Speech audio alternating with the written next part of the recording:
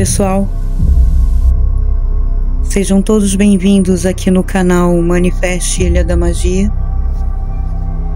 E hoje, para aqueles que gostam de histórias e relatos de terror e do sobrenatural, sejam todos bem-vindos.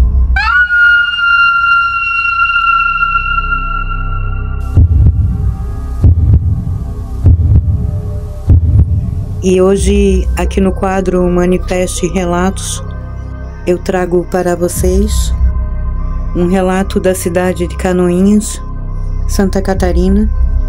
Esse fato foi minha mãe que me relatou.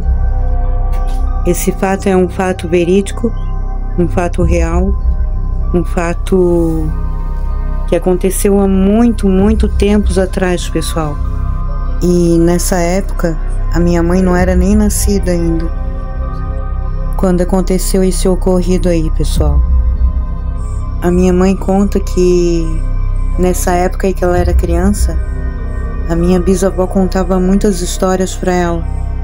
Histórias reais, pessoal, na época. Então, ela parava e ouvia a minha bisavó contar para ela quando ela era criança. Adorava as histórias que a minha bisavó contava. E numa dessas histórias aí, um fato que aconteceu, a minha bisavó contou pra minha mãe que na rua onde ela morava, na época, tinha uma costureira que morava nessa rua aí, e que essa costureira era bem procurada, pessoal, por todo mundo. Ela era bem popular. Todo mundo queria costurar com ela. Era bem disputada, pessoal, essa costureira aí, na época.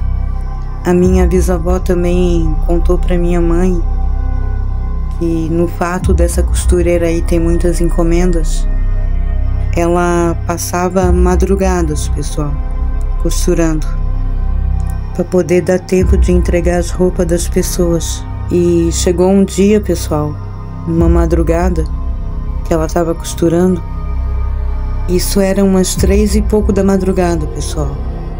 Ela começou a escutar vozes de pessoas falando, no falatório, e também viu da janela dela, que a janela dela ficava aberta, um monte de luzes. Daí ela se aproximou da janela e olhou para a rua, para ver o que era. Quando ela olhou, pessoal, era uma procissão de gente que estava passando, de pessoas todo vestido de branco, com aquela cantoria e com a vela na mão, todo mundo com a vela na mão, cantando. Para ela era normal. Daí ela continuou a assistir a procissão, mas sem se tocar no horário que era, pessoal.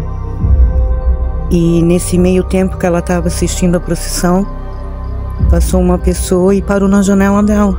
Deu boa noite, com a vela na mão, tudo de roupa branca, capuz branco.